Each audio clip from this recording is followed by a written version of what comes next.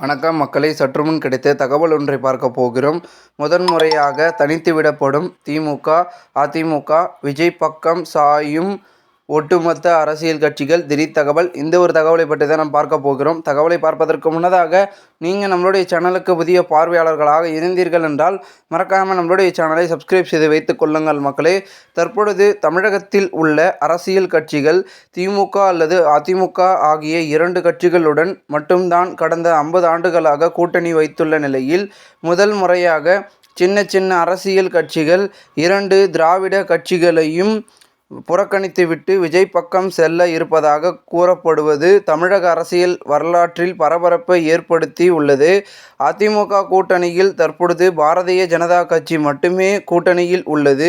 திமுக கூட்டணியில் காங்கிரஸ், விடுதலை சிறுத்தைகள், இடது மற்றும் வலது கம்யூனிஸ்ட் கட்சிகள், மதிமுக, தமிழக வாழ்வுரிமை கட்சி, மக்கள் நீதி மய்யம், ஃபார்வர்டு பிளாக் மற்றும் ஐக்கிய ஜனதா தளம், மனிதநேய மக்கள் கட்சி உள்ளிட்ட கட்சிகள் இருந்தாலும் இந்த கட்சிகள் 2026 ஆம் ஆண்டில் அப்படியே இருக்குமா என்பது ஒரு மிகப்பெரிய கேள்விக்குறியாக உள்ளது. இடது மற்றும் வலது கம்யூனிஸ்ட் கட்சிகள் மதிமுக ஆகியவை 12 தொகுதிகள் வரை கேட்க திட்டமிட்டுள்ளதாக கூறப்படுவது நிலையில் இரண்டு இலக்கத்தில் தொகுதிகள் கொடுக்க வாய்ப்பே இல்லை என திமுக மறுத்து வருகிறது. அதேபோல் காங்கிரஸ் கட்சிக்கும் 30 முதல் 40 தொகுதிகள் வரை கேட்க திட்டமிட்டுள்ளதாகவும், விடுதலை சிறுத்தை கட்சி 20 முதல் 30 தொகுதிகள் கேட்கும் என்றும் கூறப்படுகிறது. அது மட்டுமின்றி ஆட்சி பங்கு, அதிகாரத்தில் பங்கு என்ற குரலும் தற்பொழுது கூட்டணி கட்சிக்குள் மத்தியில் ஓங்கி ஒலிக்கப்பட்டு வருகிறது. இந்த நிலையில் அதிமுக, பாஜக கூட்டணியில் தேமுதிக மற்றும் பாமக இணையும் என்றும் எதிர்பார்க்கப்பட்டாலும் இன்று வரை அதற்கான அதிகாரப்பூர்வ அறிவிப்பு அல்லது குறைஞ்சபட்ச பேச்சுவார்த்தை கூட இல்லை என்பது அந்த கூட்டணியின் பின்னடைவாகவும் பலவீனமாகவும் உள்ளது. இந்த நிலையில்தான் திடீரென விஜய் அரசியல் கட்சி ஆரம்பித்து தமிழக அரசியலில் பரபரப்புக்கு உள்ளாக்கியுள்ள நிலையில் ஆட்சிக்கு பங்கு என்பதனை அவர் முதல் பொதுக்கூட்டத்திலேயே அறிவித்துள்ளார்.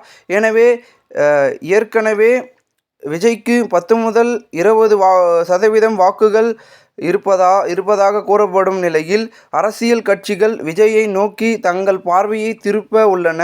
காங்கிரஸ், விடுதலை சிறுத்தைகள், கம்யூனிஸ்ட் கட்சிகள், மதிமுக, பாமக ஆகிய கட்சிகள் விஜய் பக்கம் சாய வாய்ப்பு இருப்பதாகவும், கடந்த 3 தேர்தலாக திமுக எப்படி ஒரு பலமான அணியாக இருந்ததோ அதேபோல் விஜய் கூட்டணியும் பலமாக மாற வாய்ப்பு இருப்பதாகவும் கூறப்படுகிறது.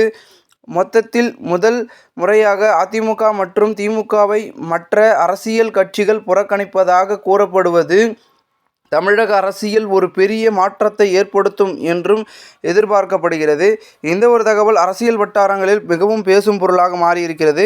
இந்த ஒரு தகவலை குறித்த பொதுமக்கள் உங்களுடைய கருத்துக்களை கமெண்ட் மூலமாக தெரிவிங்கள். இதுபோன்று நீங்கள் அரசியல் சார்ந்த நிகழ்வுகளாம் தினசரி தெரிந்து கொள்ள நம்முடைய சேனலை சப்ஸ்கிரைப் செய்து வைத்துக் கொள்ளுங்கள். நன்றி, வணக்கம் மக்களே.